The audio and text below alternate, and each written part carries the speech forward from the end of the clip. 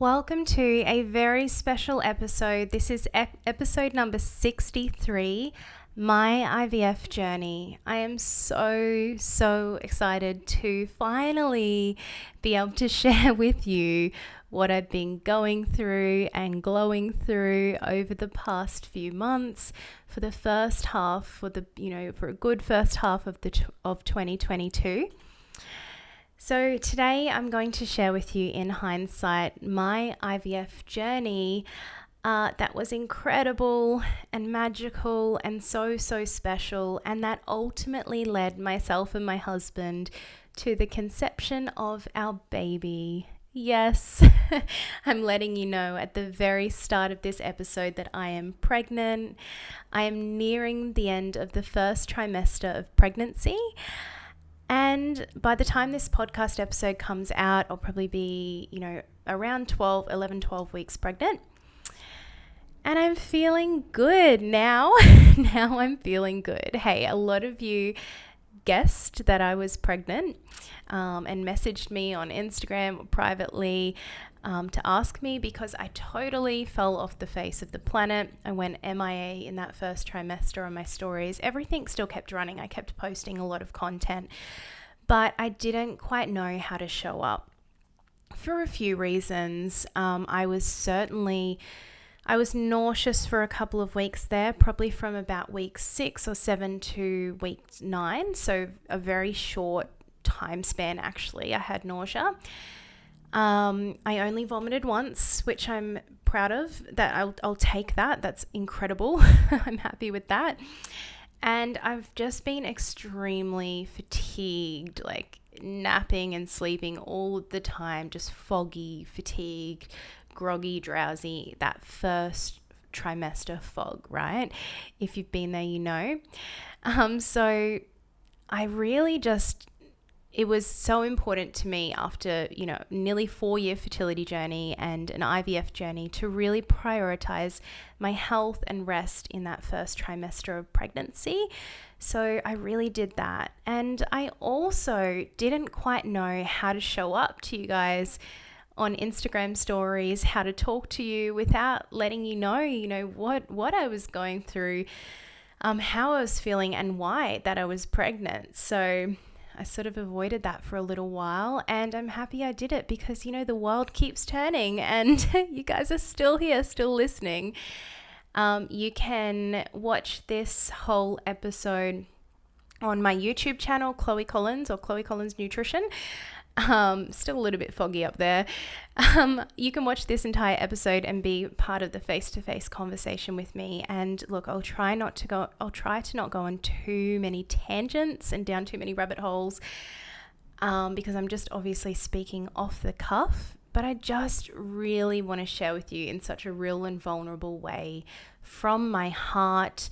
I just want to share with you our journey, which, like I said, was really magical and incredible. And when I say that, it's like, yeah, well, obviously it was magical because it led to the conception of our baby, but it wasn't outcome dependent. I had a beautiful, incredible IVF experience before we knew we were pregnant. And I've shared this with my fertility specialist and the nurses, that I had such an amazing experience.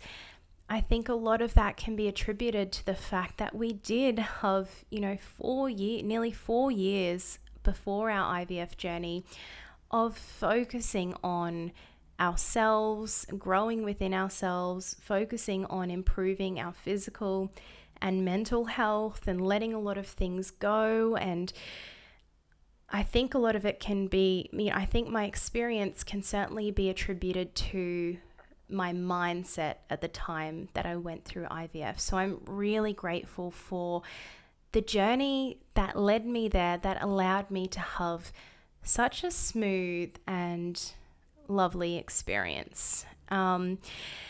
Not to say it wasn't anxiety-inducing and intense and unpredictable and challenging at times, because IVF is just that. It's such a rollercoaster ride. But that is to be expected. That is inevitable. It's the way that you approach things and the way that you handle things, the way that you take things on that matters the most. Now, I want to proceed by saying that each and every woman and man, each and every couple's IVF journey and experience is so unique and so different. So while I'm going to be sharing my journey, which was a very smooth one, it was a very smooth one compared to what a lot of other women have gone through or are going through currently in IVF. So I really want to emphasize that if you're listening, if you're going through IVF, hey sister, you are an absolute warrior. If you've been through IVF, if you're going through it, if you are about to embark on a journey, no two journeys are the same. I just want to share my experience in case it helps anyone out there, so that I can be vulnerable and open up this conversation about IVF. Like, it's such an amazing feat. I think women should be so proud for going through it. It just builds incredible resilience in relationships and in yourself. There are so many positives to IVF, although it can be such a challenging journey. So, I will, okay, let's do this. So our fertility journey started, nearly 4 years ago. So it started after we got married, and I'm a couple of years older than my husband. So I was pretty keen to get on the baby train, and I was still quite young. I mean, it was only 4 years ago, but I was honestly a completely different person to who I am now. I went through quite a big spiritual breakthrough after our marriage, which involved me going through a little bit of depression and a little bit of, a lot of introspection. I didn't know it at the time, but I certainly came out the other side stronger and changed, and it was a really important breakthrough for me at the time. So it wasn't an ideal time for us to have a baby right away, certainly. I'm such a believer of divine timing. But that doesn't mean that it certainly was a shock that we couldn't fall pregnant. I mean, you take the pill and you do all these things to avoid pregnancy your entire life. And then when you can't fall pregnant, it can be quite very disheartening, and you question yourself and your body, and it's a whole journey. And I have recorded a couple of episodes around my fertility journey. So my story, part 1 and part 2, you can go back and listen to them if you like, where I talk about my experience on my fertility journey. So, I worked through a lot. I worked with a mindset coach for a good year or so. I think that was in 2020. And I just took the opportunity on my fertility journey to really focus on myself and my own health. And it was so beneficial. I really got so much out of it. My business excelled, my health excelled. My husband and I grew in our relationship, and I grew so much within myself. I just hold so much gratitude for those years that we had to love each other and experience each other, and for me to learn how to love myself properly for the first time my entire life. So a fertility journey is such an incredible opportunity if you take that opportunity. And I think that's why I was given those many years and given that opportunity. Like I said, divine timing, it's all happening in beautiful timing, exactly how it is supposed to. So I guess we weren't in a huge rush to jump into IVF until it felt right. It didn't quite feel entirely right for a while, for a few years, I guess. I was happy to just keep casually trying, and to just really, by the end of it, just enjoy our lives and just be there, be present, without the focus being on making a baby, trying to conceive a baby, and that's all, because it can be so debilitating when it does take over your life, like it did for me for a period of time at the beginning of our journey. There was a lot of letting go and surrendering, and I learned so much about myself in that journey. So incredible. So it was by the end of 2021 that, I'd been thinking about IVF, but I knew I hadn't quite been ready. I had a couple of small procedures like a high cozy. I had a laparoscopy to investigate for any endometriosis, and everything was all clear. My husband and I had a clean bill of health, so we were diagnosed with unexplained infertility. So because our health parameters were all so good, my husband had really healthy sperm motility and quality, and I had really healthy eggs, and I was ovulating every month, and my reproductive system was healthy. So we were very lucky to start with, to go down the route of IVF with those sort of good health parameters. So we had a chat by the end of 2021, and by the start of 2022, we were ready to do IVF, and we made our first IVF appointment. I think it was around February, around the start of the year at some point. I basically had a look around in Cairns at the top of Australia, tropical North Queensland.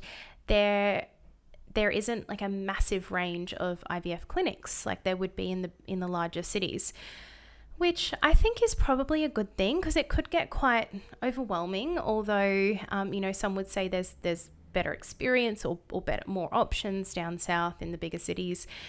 I was really happy and trusting that who we chose and that who we went with, that it would be the best for us. I was very, very trusting throughout this entire journey. There wasn't any resistance.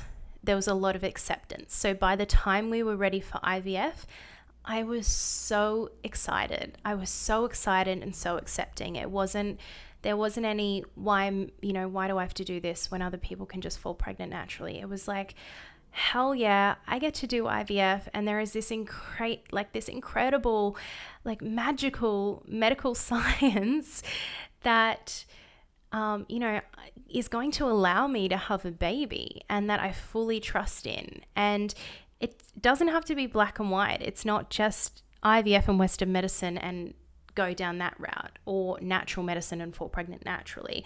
I think as a holistic approach, you can really combine these two things to have a really beautiful outcome and a really beautiful, healthy experience. And as a side note, I will be recording a follow-up episode after this one, which will be about taking a holistic approach to IVF. So I'll be delving more into, this episode is about my story, and the next episode will be more about it will be an unbiased opinion as to how to take a really holistic approach to IVF so that it can be a magical experience for you. So if that resonates with you, then tune into the next episode.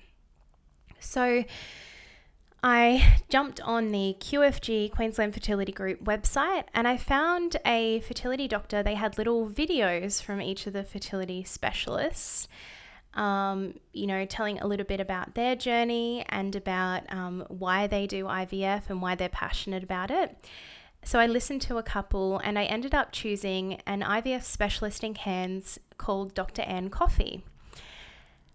An incredible, I get chills when I talk, I'm getting teary now when I think about Dr. Anne Coffey and Bob the scientist. You'll hear of all these names and the beautiful nurses that I worked with throughout. They are just absolute angels and wizards, and what they do is so incredible. I was blown away by this experience. I'm so happy I got to experience it firsthand, because it was so fascinating.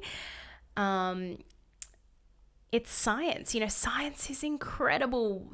Medical science, medical technology is so incredible these days.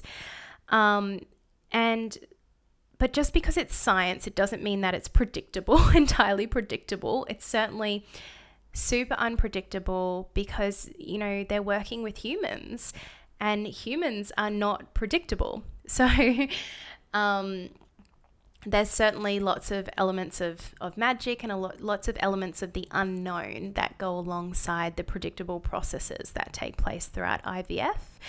My fertility specialist said a lot of things that stuck with me, but one of them was that there are hundreds and hundreds of biological processes that take place for your baby, for your embryo to implant and for your baby to be. So there's so many things that are unknown when it comes to IVF, and that can lead to a lot of unpredictable challenges. And I certainly had a bit of a challenge or a roadblock throughout, but I'll explain what that was. And it was, I feel really grateful that was my only roadblock. So we met with Dr. Anne, I'll call her Dr. Anne, and we had our first appointment and we got ready for IVF. So it's timed with your cycle. So initially I went on a 28-day pill cycle, or around a month, I think it was, on the oral contraceptive pill, which seems odd. Like, okay, I'm trying to have a baby, so we're going to pop you on the pill and shut down your cycle. Like, what? And I haven't taken the pill for many, many years, over a decade, because it's not my thing. I'm not into it. So it was certainly interesting jumping on the pill.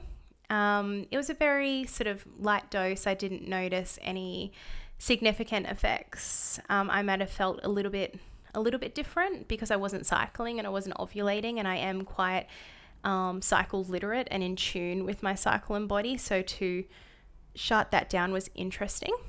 But basically that is the first step in the IVF process. So they're able to almost reset your cycle, and they're able to time the cycles really well. I think there's certainly always after the best outcome for you as an individual, but they're also a business with a lot of patients. So a lot of clients, a lot of patients, so they have to time cycles so that they can cater for everyone, so that they can do things within the right timing, because IVF can be a lot about really specific timing.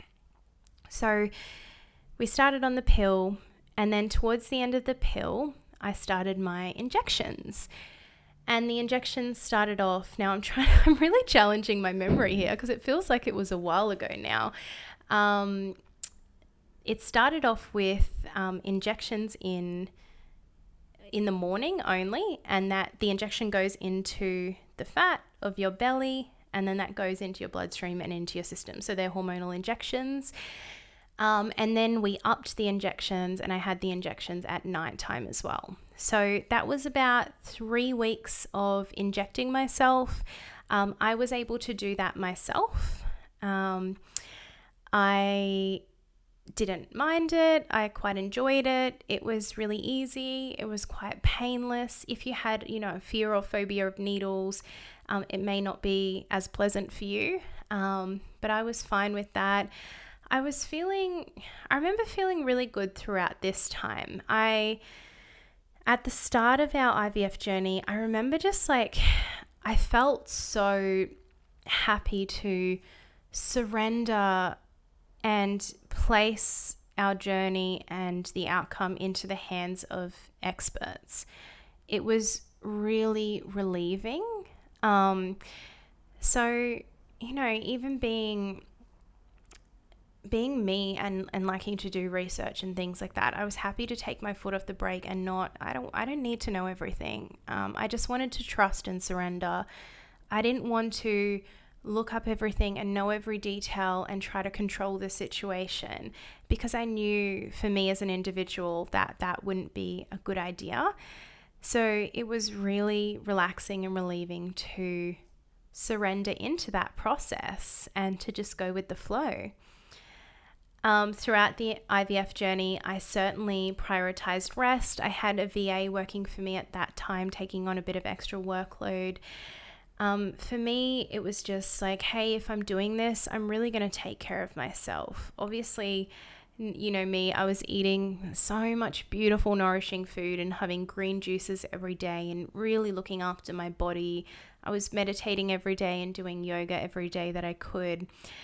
And really just taking a step back and leaning into the IVF journey. Really not just doing IVF and then go and getting on with my normal life. So I really took the opportunity to lean into it and make the most of it. So we upped the ante, and then I was injecting morning and night. And then basically what you do is you inject with these hormones, and it can look slightly different for each woman. There's different doses of hormones. There's in different countries as well, different states. There's different types of injections, different ways that you administer the hormones into your body. Towards the end of the injections, you sort of do them right up to a point. And what the hormonal injections are doing are they are encouraging follicle growth. So they're encouraging the growth of eggs, basically, on your ovaries. So in IVF, you grow a whole bunch of eggs, whereas usually each month when you'd ovulate, you will only ovulate with one egg. So IVF is unique in the way that they stimulate your ovaries to grow lots of follicles so that they're able to harvest those eggs and use them for IVF and have, the more the better, but not necessarily because we don't want too many either, because that can be a case of overstimulation. So it's certainly a fine line and a balance, and that's why these doctors and scientists are so incredible, because they have really mastered this technique based on clinical experience and what they've seen, and based on a lot of the research that we have available to us now. So I've got, these hormones stimulating the growth of my eggs, and then there's an antagonist injection, which is also keeping it level so that my ovaries don't get overstimulated and I'm not at risk of hyperstimulation syndrome. And then you're basically... Throughout this time, I did become more and more bloated. I'd say the most significant symptom that I noticed of IVF was the physical bloating. I definitely had severe bloating at a couple of points, and that's definitely maybe a case of my body. I'm quite short, and I bloat easily. So that was probably the most noticeable symptom throughout IVF, the physical aspect, which can be quite debilitating because you don't necessarily want to go out to your exercise class and do certain things when you're feeling so bloated that you look pregnant, but you don't want someone to ask if you're pregnant, because that's a really hard thing for you to go through when you're trying to fall pregnant with IVF. So it can be a bit of a tricky situation with that bloating, and it can, for me, I definitely became a little bit withdrawn at times of my IVF cycle, and I didn't want to go out in public that much because I didn't want people to see this bloating, understandably, or mistake me for being pregnant when I'm not. So, there was the stimulation, and then you get up to the end point, and what they do is they give you a trigger injection, and it basically triggers ovulation. So depending on how many eggs you have, it will trigger your ovaries to release all of those eggs. So this is very precisely timed. So by the end of my stimulated cycle, I had 11 eggs. So 11 eggs were, it was about half on each ovary, were fully grown at a good size and ready to be ovulated. So hence the bloating. Your ovaries can be quite, inflamed and blown up as well, catering for all of these follicles, extra follicles. So I took the trigger injection. So I took it on a Tuesday night. And then my egg collection was scheduled for Thursday morning, Here's my little roadblock, which really wasn't that bad. I certainly, it's not something that I would complain about. So I took the trigger injection and I was all ready for my egg collection. And on the Wednesday night before the egg collection, which was on the Thursday morning, which has to be at a precise timing because they want to catch the eggs before your body releases them, I got a phone call from our fertility doctor, from Dr. Ann, letting us know. And this is actually so funny because I was napping a lot at this time too. I was napping every afternoon. I think the hormonal injections made me quite tired from memory. You got to remember too, this was months ago. This was about 5 months ago. So I'm trying to recall all of this off the top of my head. So I got a call from Dr. Ann and I was napping. And so the fertility clinic tried to call me several times, 5 or 6 times. And they finally got a hold of my husband. And my husband came into the room and woke me up. And you know when you wake up mid nap and it's like you don't know where you are, who you are, what your name is, what's going on, like you don't know anything, right? You could be anyone. So I was that was me. And my husband was like, the fertility clinic, they've been trying to call you, like here's the phone. And I didn't know, I was still asleep, I think. And I was like, hello. And poor Dr. Ann was probably like, what's wrong with this girl?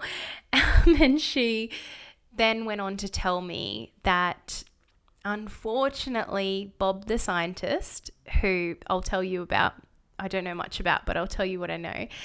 Bob the scientist got COVID. So because we do live in a regional area, there are limited scientists. There is limited access to things like this. So, or people, incredible people like this. They're not, every second man on the street. So Bob the scientist, he was my incredible scientist. He got COVID the day before my egg collection. Of course, they have an emergency plan in place for this sort of situation where they fly up another scientist from Brisbane, but it just so happened that the other scientist wouldn't get there in time for my egg collection, which I was secretly happy about because I really wanted Bob.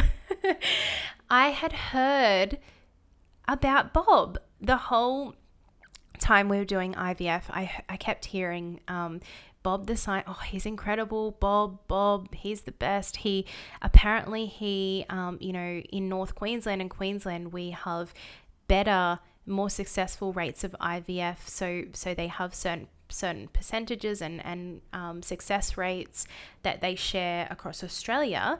But my clinic told me that it's actually better here, and that is because of Bob. And so I was like, wow, there's this man who just gives people babies all of the time, who is this incredible scientist who's dedicated his life to getting couples pregnant. And it just is so amazing. And he just works in the background. Like, you don't even ever meet. You only meet him very briefly, maybe twice throughout your process. And you want to talk to him more and thank him and tell him how amazing he is, but you don't really get the opportunity. So maybe he'll listen to this. Thanks, Bob. So poor Bob got COVID. So Dr. Ann called me. She was really just apologetic, incredibly compassionate. Of course I received the news with a bit of shock initially, like, oh, so my egg collection isn't tomorrow. Oh, okay. But there was no room for anything but, it is what it is. There's nothing we could do. It wasn't the fertility clinic's fault. It certainly wasn't Bob's fault. It wasn't my fault. My body was ready to go. It was just one of those bizarre situations. And like I said, I'm such a believer of divine timing, and I think everything happens for a reason. So it's not something that I would challenge or question or get angry about or upset about even, although of course, any woman would be in every right to be upset at that point. There's a lot of influencing factors, hormones and everything like that, and high emotions. But I just said to Dr. Ann, you know what, that's totally fine. Like, it is what it is. There's nothing we can do. Let's just, like, I hope Bob's okay. I remember saying, I hope Bob's okay, and let's just go forward from here, whatever you suggest. So we left it at that, with plans to then get in contact and move forward again with the next steps, which would, it was really only a few week hold up. So in the grand scheme of things, it's nothing. It just wasn't meant to be at that time. So poor Bob got COVID, and he ended up okay because he ended up being the scientist for my second round, which is incredible. But I was really, really grateful for this roadblock, because it wasn't, a biological holdup. It wasn't that I hadn't produced enough eggs. It wasn't that my embryos weren't high enough quality.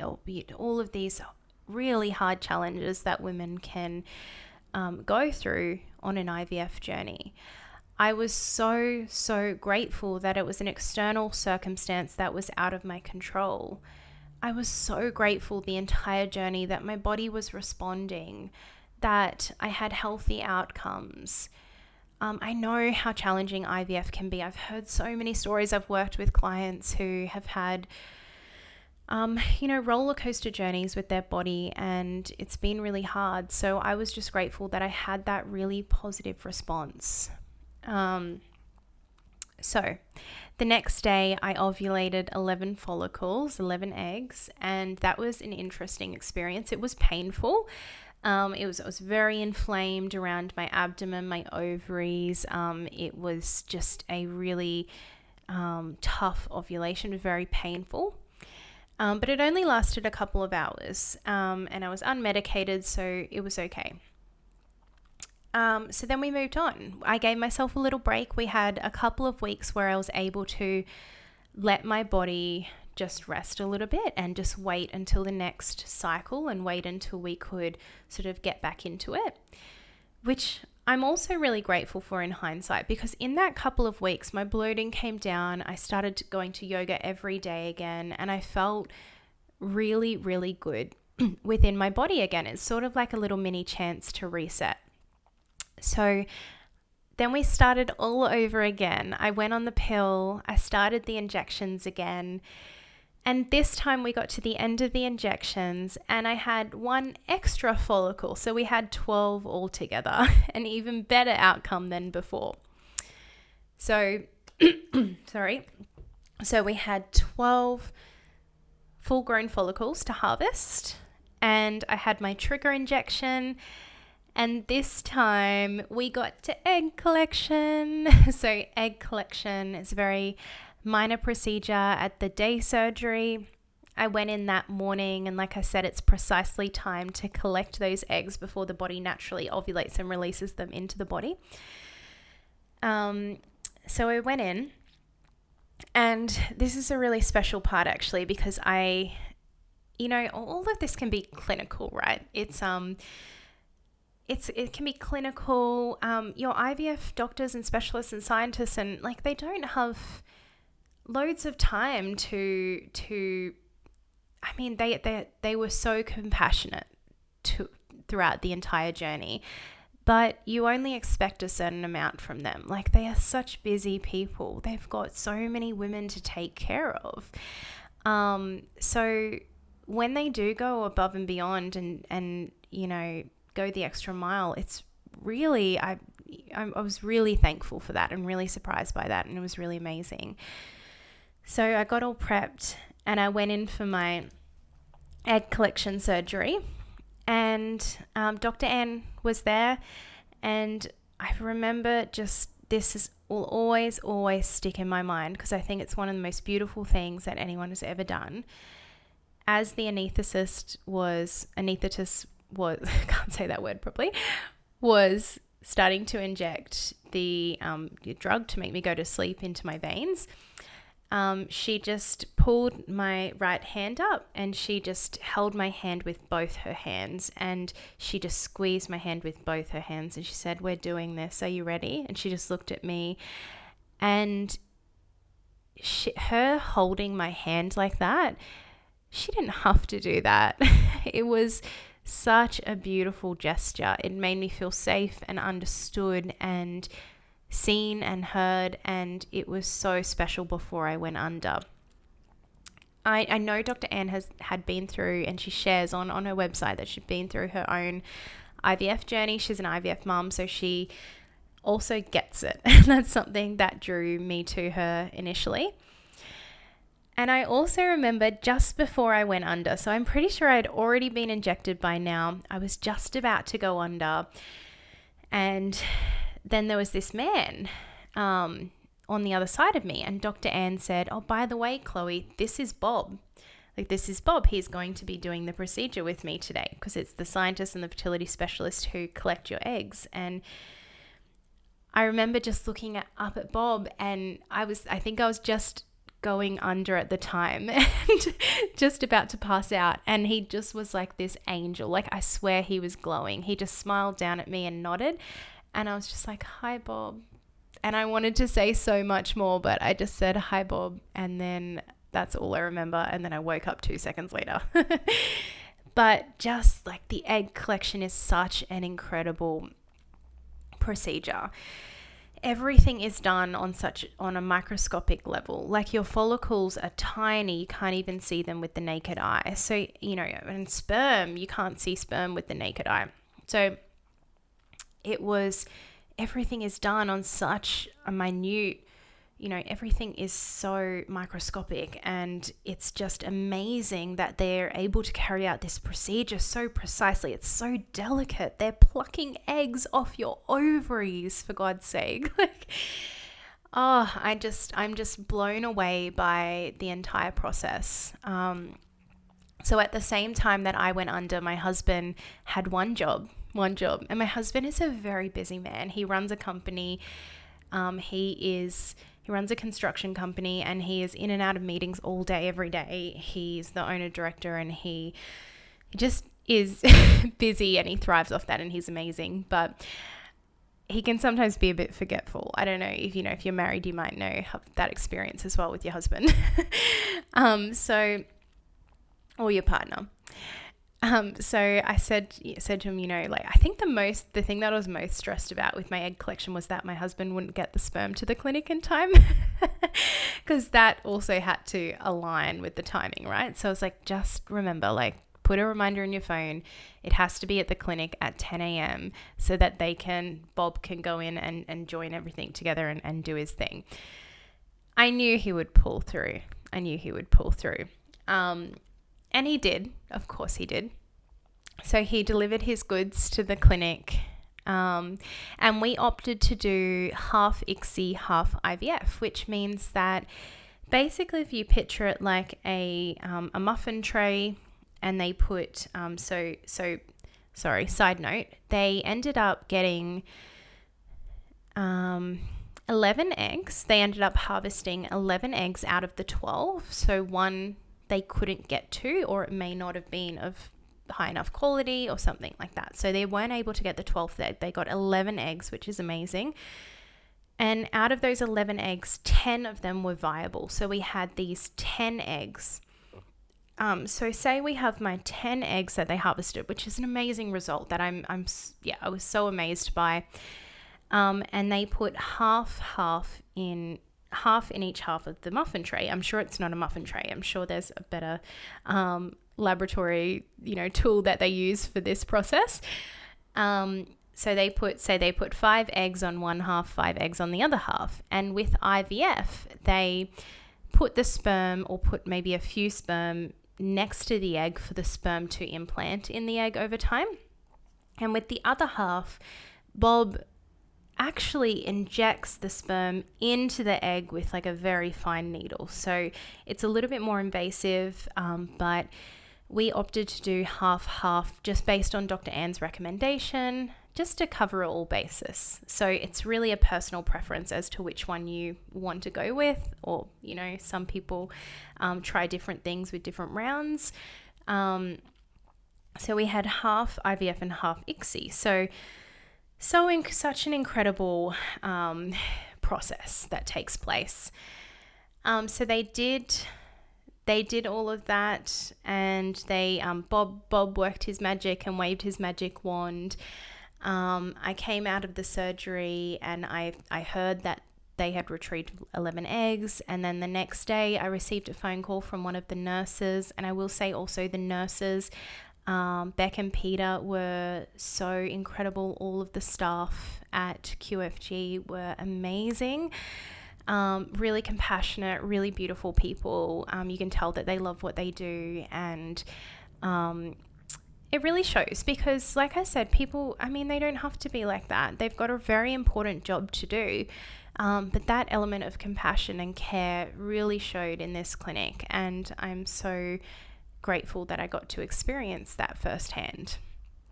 So I got a phone call from one of the nurses to let me know how many sort of embryos had formed, so how many eggs had been implanted with my husband's sperm. And I think we were at 10 at that point, so 10 on the Friday. And then there's a process where they wait a few days, I think it's around 3 to 5 days, before they freeze the eggs. So they wait 3 to 5 days for the embryos to develop, so for everything to come together. And in those few days, there can be an attrition rate. So the number of eggs and sperm that implanted at the very beginning can reduce. And sometimes that can be quite significant. So you're not quite sure how many embryos you'll be left with by the end of it. So by the end of that, I think it was around 5 days, we had 7 embryos left. And we had the majority of our embryos, I think it was 5 or 6 of them, were double grade A embryos. So really high grade. So they're graded depending on how healthy the embryos are, basically. So amazing outcome, really, really amazing outcome. So then, because I had a lot of follicle growth and I was very stimulated and I was bloated, the best option was to do a freeze-all and to freeze all of the embryos. So instead of going straight in and popping an embryo in your next cycle without giving your body a chance to sort of come down and heal from all of that stimulation and that procedure, they freeze them and they allow you to have one full cycle before you jump into that. So that was really nice. There's actually higher success rates with the freeze-alls in the clinic that I worked with. So I had my last menstrual period and I had another cycle, and then in my next ovulatory cycle, it was time for me to undergo my embryo transfer. So basically, they've flash frozen all of the little embryos, and Dr. Bob picks out the best one that he sees fit to be implanted. They waited until ovulation, so there was a couple of scans and things to see where my body was at. And once my body had ovulated, we then waited a couple of days later to implant the embryo, and that sort of replicates when an embryo would usually be implanted into the lining of the uterus. So it was around 3 to 5 days after ovulation. So it just so happened. So this was, it's all unpredictable. It's, human biology. You don't know when everything's going to happen. You really just have to go with the flow. You can't have precise dates as to when everything's going to happen, or you find things out at the last minute sometimes. So I found out that a week before that our embryo transfer, and they couldn't tell me any earlier because of the way that it works, that our embryo transfer was going to be the following Friday. And that just so happened to be my husband's 30th birthday. So I don't think that was a coincidence. It was really quite amazing that we were going to have our embryo transfer on my husband's 30th birthday. And we had this big fun weekend plan. So I had booked out this beautiful suite in the middle of the city overlooking the water, and we were going out for a big dinner with all of our friends that night, and then we were staying at the hotel all weekend, and we were, eating out and laying around the pool, and then we were going boating on the Sunday. We had this whole weekend planned, and I was like, oh, can I do all of that stuff, or should I just be like laying horizontal for days? And the nurses assured me, no, go by your normal, whatever you got planned. The best thing you can do is have fun and relax and be stress-free and just be you, do your normal thing. Don't change anything. I mean, there's certain things like I couldn't go in the water and things like that. Couldn't have a hot bath. But other than that, and couldn't do a high intensity exercise. So there's certainly certain things that you can't do at that time. But other than that, you can just live your life and have fun. And it's such a, like I said, there's hundreds of biological processes that take place for that embryo to implant. So nothing that you do will change that. It happens on such an internal level, if it's meant to be. So we had our embryo transfer on the Friday on my husband's 30th birthday. I went into the clinic. It took all of 10 minutes. So I went in and Bob was there again. I got to see Bob again, got to see Dr. Anne and some beautiful nurses who were really comforting throughout the procedure. I had to go in with a full bladder. And basically, I laid on the bed and they had a look inside my uterus. It was not dissimilar to a pap smear. It wasn't uncomfortable. It wasn't painful in any way. Dr. Anne found the best place to stick the embryo to. So basically, they sort of stick it to the wall of your uterus. They don't burrow it in. They just stick it there for it to then implant itself. And then she said, all right, Bob, I'm ready for the embryo. And Bob brought it over very carefully. He was looking at it under a microscope. And I remember Bob saying to me, oh, this is a beautiful embryo. And actually before the embryo transfer, Dr. Anne said, they both said to me, this is a really healthy, beautiful embryo. Like, we're very confident. So Bob said, yeah, good luck, Chloe. This is an awesome embryo. And then he gave it to Dr. Anne and she implanted it. She popped it into my uterus and she stuck it to the lining of my uterus in a nice, safe and snug place. And that's it. It was over in under 10 minutes. I went to the toilet, I emptied my bladder, and it was a bit of a weird feeling because I was like, okay, I've just, usually in natural conception, you wouldn't know when your embryo implants, and the second your embryo has been implanted. Sorry, I got cut off there by technology. I'm going to keep this under an hour, guys. Oh, I'm nearly there. Maybe just, no, we've got time. Okay, under an hour. I've been talking a lot. Okay, so I knew the second that my embryo had been implanted, right, which is such a surreal situation to be in. So we checked into, I went home and I had a nap, I had dinner, I had lunch, and then I got my bags together and went and checked into the hotel, and I met my husband there and we relaxed a bit in the hotel in this beautiful suite overlooking Kansas City. And then our friends came and they met us there. We went out for, they had some drinks before we left. We went out for a really fun dinner with our friends. And then the whole next day, we just laid around the pool and ordered hotel food, delicious hotel food, fries, chicken Caesar salad, fries. I kind of remember what else I got, but it wasn't perfectly clean, healthy food. I was just relaxing and enjoying myself and having fun. And then the whole next day we went out on our boat and we went skiing. And I obviously couldn't get in the water. I couldn't do high intensity exercise or like skiing and wake surfing like I usually do. But I still went out on the boat. I drove the boat. I had loads of fun. I didn't, just lay horizontal in my bedroom the entire weekend. And I think that was a really important part of the process, just trusting and letting it be and having fun and enjoying life while this little embryo was implanting into my uterus.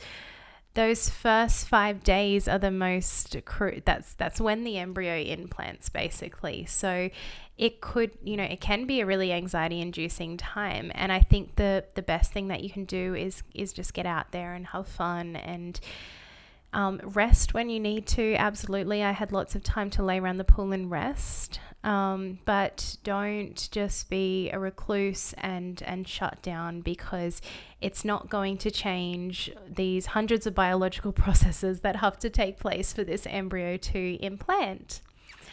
So then it's a 2-week wait, right? So we had this fun weekend. It was really interesting, actually. I'm not going to say that I wasn't prone to jumping on the internet and Googling some things, and there were certainly some levels of anxiety, and I was certainly thinking about it. I didn't just switch off and enjoy my life. And I did Google a couple of things, and it was more out of interest. In some countries, or, when they first started IVF, they would just have a woman literally lay horizontal in a hospital bed for 2 weeks until they knew she was pregnant or not. So times have certainly changed, and they now encourage you to just get out there and enjoy your life while you're waiting in that 2-week wait.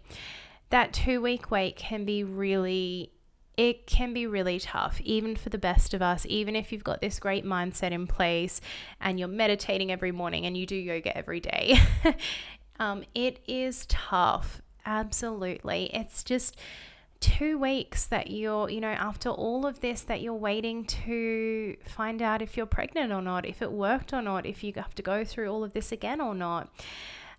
So there's a lot of thoughts that go through your head. It can be a really tough time. If you know anyone who is in IVF and they're in this 2-week wait, just know that it can be a really tough time for them, and maybe just reach out and let them know that you're there if they need you.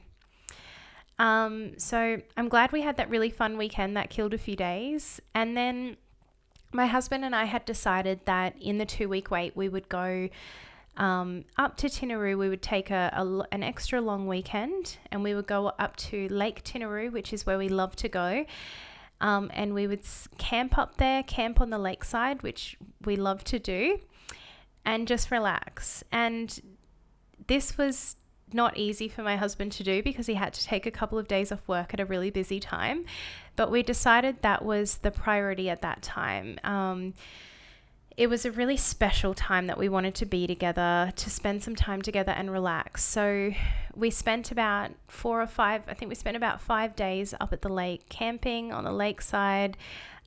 We just napped and slept and ate and cooked beautiful food and read our books and spent time together.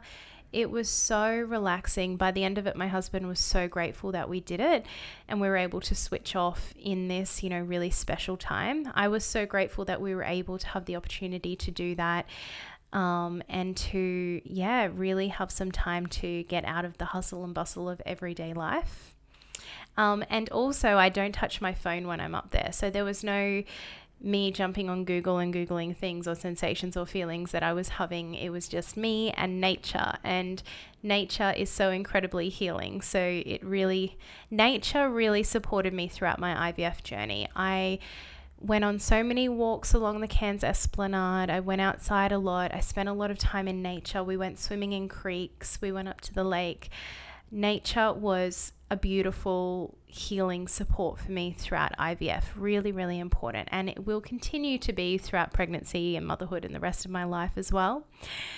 So we had this beautiful time, and then we still had a few days to wait. So I just sort of got back into my work a bit and got back into my usual routine. At that point I was just like, well, whatever happens, happens. I had a feeling that something was going on. I had a feeling that I was pregnant, and my female intuition was telling me I was pregnant. But my logical, analytical mind was talking me out of it. my monkey mind was like, well, maybe it's just the progesterone medication that you're on, because you're on progesterone medication to support the lining of your uterus throughout that time. Maybe it's just a side effect of this or that. But really intuitively, deep down, I knew. And actually I've left this whole important part out of this journey. I actually saw a couple of incredible healers throughout this journey too. So I saw an energy healer named Tracy, and I saw a massage therapist named Helen. And they were two incredible women that really supported me throughout the journey. The massage was so therapeutic. I really treated myself to these beautiful Hawaiian kahuna massages throughout the IVF process, because I thought, hey, if I'm going through this, I deserve a massage every couple of weeks. And it was the best thing I could do for my body. It was really a beautiful act of self-love and self-care. And I also went to these beautiful energy healings where I had so many breakthroughs and so many incredible experiences. It was through these energy healings that I knew that I was going to fall pregnant. Now, I know this sounds a bit woo-woo, but about halfway through the IVF journey, I, without a doubt, knew that this round of IVF would lead to the conception of our baby. In these energy healings, like I said, I had these incredible experiences where I went to other realms and other worlds and went deep within myself in meditative experiences. And towards the end, I had the most incredible energy healing where I actually saw, and the energy healer, Tracy, she also saw it, the same thing as me. Because she's in there and she sees a lot of it. And if you're open and receptive to it and you're deep enough, you see it all too. And your angels and your guides and departed loved ones and spirits and things come to you to give you messages that you need to hear at this time. So I saw, and this still gives me chills, I saw my soul in front of me, and it was like I was like a white, loose female figure, almost like a ghost, like quite shiny and sparkly. So I saw my soul, and I saw a baby soul, and my soul brought, if you're watching me, you'll be able to see me actioning this. My soul brought, with my two arms and hands, brought the baby soul into my heart. So I brought the baby soul into my heart, and that's when I knew that I was conceiving my baby. This was well before conception, but that was a sign from the spirit of my baby that he or she was coming. Now, the word he, I don't know the gender yet, but he came up a lot throughout the energy healings, and I still have a very strong sense that I could be carrying a little baby boy, but I'm yet to find out. So I will let you guys know, but a boy just kept coming up, and I just had a feeling. So we'll see what happens. We'll see if my intuition is right. I've learned to trust it a lot. Yeah, those energy healings were incredibly, so revealing, so supportive. Really just helped me to know that I was on the right path. I had my Nana who came and saw me in one. I had had Cleopatra come see me in one and give me messages. Yeah, the Cleopatra. Yeah, it was pretty awesome. What else did I want to say on that? Yeah. So that was a big part of my journey that I've left out, but that I took a very holistic approach. When I meditated every morning, I did a lot of chakra clearing. So I was constantly clearing my energy channels in my body. I am a very spiritual person. I never used to be, but I am now. So I'm a big advocate of that biochemical science approach mixed in with emotional, spiritual work. And I think those two things combined were the winning formula for supporting me to not only the conception of my baby, but just to have like a really incredible and magical experience throughout IVF. Like, I will never ever forget how special it was. Okay, so I digress. I'm just checking how much time I have left. Well, nearly at an hour. So it finally came to the day that I was getting the blood test to check my HCG levels and see if I was pregnant, and the nurse was going to call me and let me know the outcome. So I went in, I got my blood tests, and then I had a client that morning actually. So I took the client call and I thought, oh, that's good, keep me occupied. And then when I finished with the client, I had a couple of missed calls from the fertility clinic. So I ran home.